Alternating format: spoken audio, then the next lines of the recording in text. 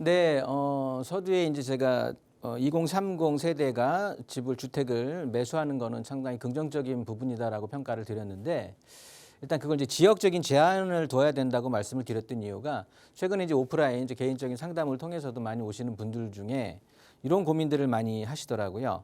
뭐 특정 지역을 언급하긴 그런데 뭐 창원이라든가 당진이라든가 이런 쪽으로 치고 빠지기. 요즘 이제 분위기가 좀 좋아지고 나니까 어떤 뭐 뭐 오피스텔이라든가 뭐 호텔형 콘도 이런 거를 말씀드리는 게 아니라 순수하게 아파트 뭐 이런 쪽을 말씀을 드리는 건데요. 이 주택을 매수하셔서 다시 치고 빠지기로 해서 또 이제 목돈을 한번 모아놓고 그 돈으로 다시 또 이제 원하는 뭐 수도권 쪽이라든가 서울 쪽에 투자를 하는 게 어떠냐라고 말씀을 하시는데, 결론적으로 말씀드리면 항상 제가 지금은 아니다, 때가 아니고, 그리고 영원히 잠깐 들어갔다가 빼려고 하지만 잠깐이 영원히 될 수가 있으니까 상당히 지금은 조심을 해야 된다라고 말씀을 드리는데, 그런 이유들에 대해서 조금 이제 풀어 말씀을 드리려고 이 시간을 마련을 했고요. 일단 뭐 지방이 위험하다고 하니까 굉장히 좀 자극적으로 들리기는 하는데, 부동산 시장으로서는 이 부동산적인 관점으로 봤을 때는 상당히 좋지는 않습니다. 굉장히 지금 위험한 상황이고요.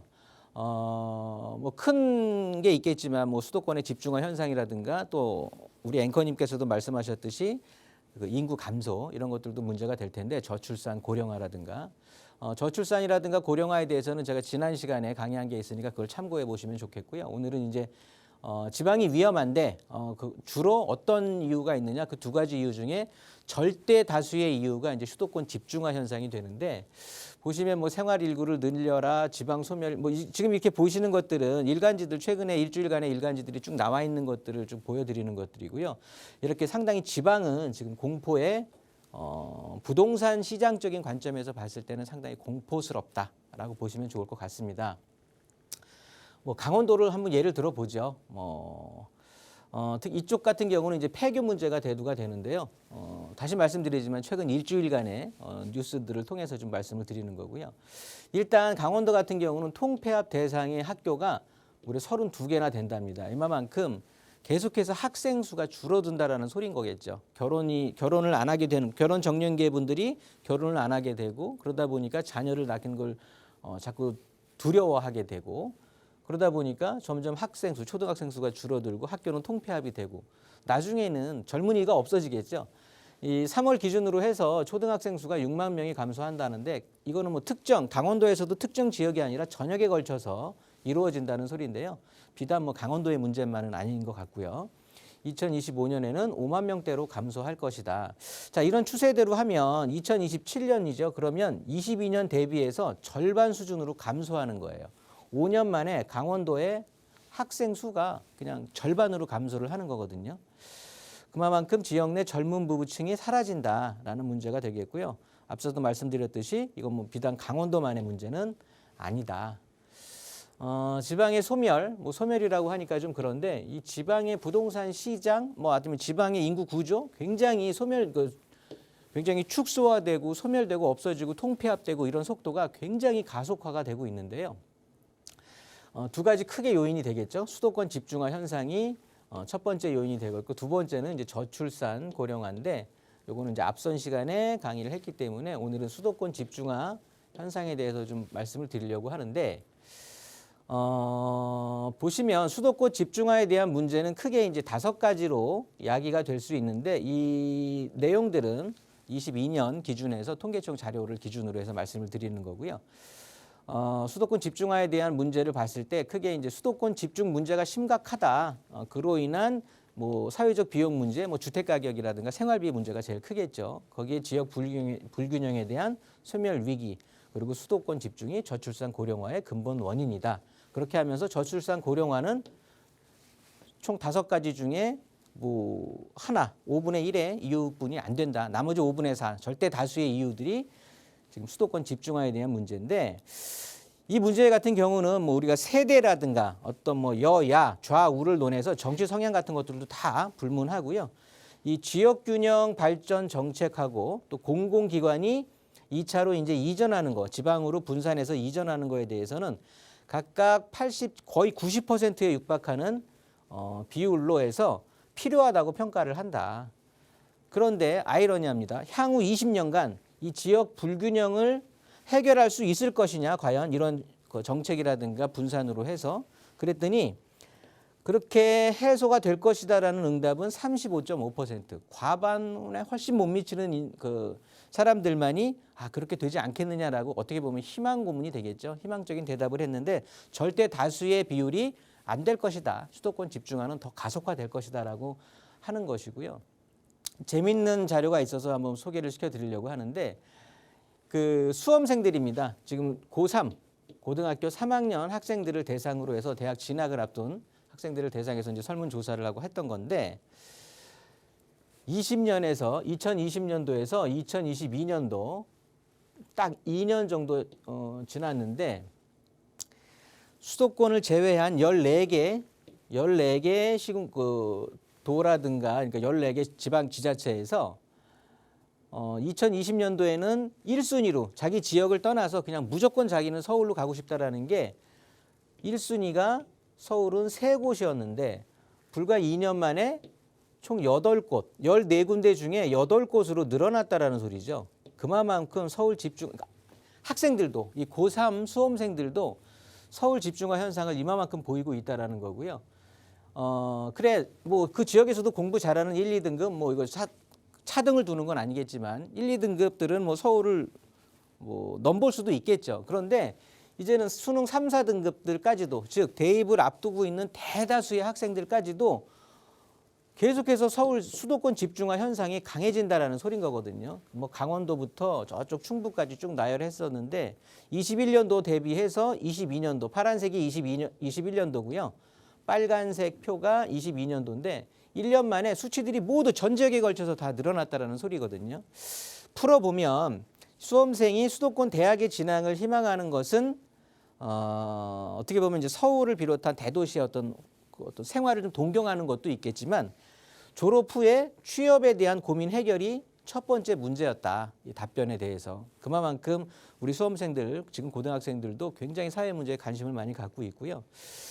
이 지방대학들의 지금 지방대학들 미달 현상이 굉장히 심각한데 그러면서 지방의 대학들이 없어지고 이렇게 되는데 그게 단순히 아까 제가 서두에 말씀드렸듯이 그냥 뭐 초등학생 아이들이 줄어들어서 학령 인구가 감소되는 문제 때문만은 아니다. 다음 장에 보시면 알 텐데요. 이 지방의 붕괴와 소멸이 우려가 되는데 그 가장 큰 이유를 보면 이제 뭐 수도권 집중화 현상과 인구 감소가 될 텐데 그 중에서 이제 수도권 집중화 현상을 떼어서 보게 된다라고 하면 이거를 당연히 해결은 해야 되겠죠. 자, 각종 공기업들의 지방 이전에 필요할 텐데 실제 우리 그 국가기관이라든가 이런 것들이 다 이전을 했을 때 가장 큰 문제가 대두됐던 게 같이 딸려 있는 자녀들의 교육 문제가 됐었거든요. 아빠 직장이 그쪽으로 가는 건 괜찮아. 그런데 아이들까지 교육, 그러면 그 지역에 직장이 옮겨지는 곳, 공기업들이 지방으로 이전하는 그 지방에 대해서 교육 수준이 어느 정도 맞춰줘야 되는데 크게 따라오기가 쉽지 않다라는 거죠. 그래서 교육 문제가 대두가 되는 거고요. 또 서울 주요 대학들을 지방으로 좀 분산시키는 게 어떠냐라는데 그러면 형평성의 문제가 대두가 되겠죠. 서울에 있는 학교, 나는 고집 부리면서 난 서울에 있을 거야. 그런데 뭐 어떤 대학들은 지방으로 갔어. 그런데 나중에 보니까 시간이 흐르고 나니까 서울에 남아있는 대학들만 더 잘 되고 더 학생 수가 늘어나고 더 하여튼 좋더라. 그렇게 된다라고 하면 그 형평성의 문제 때문에 옮겨지기가 쉽지 않겠고 뭐 일자리를 위해서 지방의 대규모 산업단지라든가 양질의 일자리를 창출을 한다라는 것은 사실은 천문학적인 비용이 또 소요가 되니까 이런 것들을 풀어서 말씀드렸는데요. 사실 현실적으로 쉽지 않다라는 말씀을 드리는 거고요. 장기적인 관점에서야 당연히 국가 정책이 필요하겠죠. 세제 혜택이라든가 어떤 재정 지원이라든가 필요할 텐데 굉장히 희망 고문일 수밖에 없을 거다. 사실 되게 힘든 일이 될 것이다. 결론적으로는 이 수도권 집중화가 지금 현재 22년 기준인데 현재 본다라고 해도 2,600만이 넘는 인구가 수도권에 거주를 하고 있거든요. 50%가 넘어가는 전체 인구의 과반이 넘는 그러니까 과반의 숫자죠. 2010년도에 49.3%였었는데 10년 후인 2020년도에 절반이 넘었다는 소리예요. 그러면서 2020년까지는 우리가 이제 인구가 계속해서 늘어났었고 2021년도부터 꼭지를 찍고 인구가 감소가 되는데 인구 감소로 전환이 된 2021년에서 2022년으로 넘어오는 사이에도 인구 감소하고는 상관없이 수도권 집중화 현상은 더 수치가 높아졌다는 소리거든요. 그러면서 2050년까지 뭐 30년, 40년, 50년까지 통계청에서 예상하는 자료를 보면 인구가 줄어드는 거하고는 상관없이 그냥 무조건 수도권 집중화 현상은 앞으로 20년까지도 계속해서 심화될 것이다. 그러면 부동산 투자는 어디다 자리를 잡아야 될까요? 당연히 수도권 내지는 서울에다가 자리를 잡아야 되겠죠. 그래서 제가 이제 서두에 말씀을 드렸는데 뭐 예전에는 뭐 미운 놈 떡 하나 더 준다고 했었지만 이제는 이쁜 놈이 이쁜 짓 뭐 용돈도 받는 세월이 된 거거든요. 보시면 서울 수도권에는 안 그래도 지금 집중화 현상이 문제가 될 정도로 활성화가 되고 있는데 정부에서 수도권의 규제 완화 정책까지 발표하면서 수도권의 부동산 시장은 더 활성화가 될 것 같고요. 딱 서울만 예를 들더라도 서울의 국제업무단지라든가 뭐 용산 쪽이 되겠죠. 강남의 국제교류 복합지구 이거에 더해서 각종 대기업들이 또 사옥을 하고 제2 사옥 또 뭐라 그럴까 랜드마크 또 건물들을 세우고 하면서 양질의 일자리들이 계속해서 서울에서는 제공이 된다라는 소린 거거든요. 거기에 더해서 수도권에는 지금 뭐 세계 최대 규모의 반도체 클러스터까지 조성한다. 이런 것들은 모두 다 일자리까지 이 서울 포함한 수도권에 집중이 된다라는 소리죠. 당연히 부동산은 지금 좋은 아파트 선택의 가장 중요한 이유는 직주 근접이거든요. 일자리가 바로 옆에 있고 거기에 교육 문화가 따라줘야 되는 건데 그런 상황에서도 지금 수도권 집중화, 서울은 정말 계속해서 잘 된다라는 소리죠. 결론은 뭐냐면 그냥 지방은 지방대로 놔둬라. 앞으로는 이원화 시장으로 갈릴 거다. 서울과 수도권 시장과 그냥 지방 시장인데 지방이 흥하고 망하는 거는 크게 서울이나 수도권에 영향을 주지 않을 거예요. 그냥 나누어서 생각을 하시면 됩니다. 지방의 주택 가격이 떨어지게 되면 서울에서 이쪽으로 분산해 오겠지. 안 그렇다고요. 떨어지는 거하고 올라가는 거하고 상관없이 서울 집중화 현상은 계속될 거니까 서울이나 수도권은 계속해서 점점 시간이 갈수록 주택이 모자라는 현상, 그러니까 공급보다 수요가 늘어나는 현상이 계속해서 이루어질 것이라는 예측이 되는 거니까 물론 통계청 자료, 그러니까 국가 공인기관에서도 이렇게 예측을 하는 거니까요. 이런 자료에 기반해서 뭐 우리가 소액을 들이든 큰 돈을 들이든 어떤 시간에 대한 투자를 하려라 치면 그냥 지방에서 치고 빠지기 아니면 지방에서 묻어놓는 것보다는 서울이라든가 수도권 쪽에다가 좀 역세권에 입지 좋은 곳에다가 좀 묻어놓고 우리가 흔히 말하는 시간을 좀 기다리는 당연히 부동산 가격은 10년 전과 지금에 비해서 당연히 올랐듯이 지금보다 10년 뒤에는 당연히 올라갈 수뿐이 없다라는 사실 인지하시고 이렇게 좀 부동산 전략을 투자 전략을 한번 세우시길 바라는 마음에서 오늘 강의 준비했었습니다.